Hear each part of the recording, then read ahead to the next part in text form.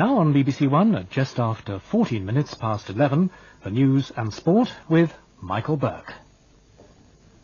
More than 125,000 people are now known to have died in the Bangladesh cyclone. Millions of survivors face famine and disease. And the Queen leads the nation in remembering the dead of the Gulf War.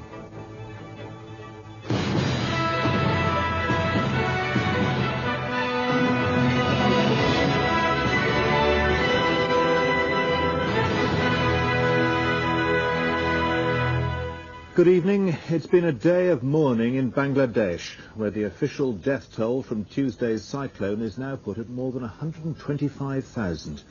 It's still rising. Thousands more bodies are being found as the floodwaters recede and the rescuers reach the worst-hit areas.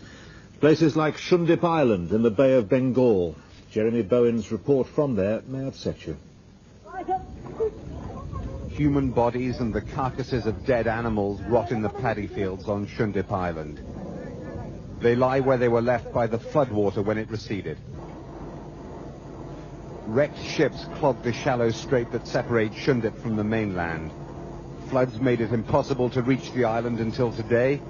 We travelled on the first helicopter to land on Shundip since the disaster. 350,000 people lived here. The army estimates 30 to 50,000 of them were killed. The village of Rahmatpur took the full force of the storm. About 1,000 people who crowded into the cyclone shelter were saved. It was full by the time Abdul Batan arrived with his family. They were turned away. They returned to their home, he said, so they could die together. His wife and children were killed. He doesn't understand how he survived. Misery is everywhere in Rahmatpur. Banu Rahman's babies, her husband, mother and father were swept away. This child's mother had just been buried. Her father found her body this morning. Almost all the village's food was destroyed by the cyclone. Most of the people have hardly eaten since Monday, and there's no fresh water. Disease is now the biggest problem for the people on this island. About 40% of the survivors already have dysentery. Local health workers expect an epidemic of typhoid.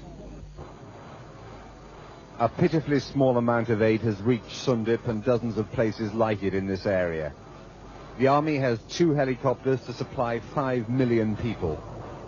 The general in charge of relief said he was ashamed to show his face in public. He's doing his best, but they need help from abroad, and it hasn't arrived. The stench of rotting corpses hangs over the paddy fields on Shundip.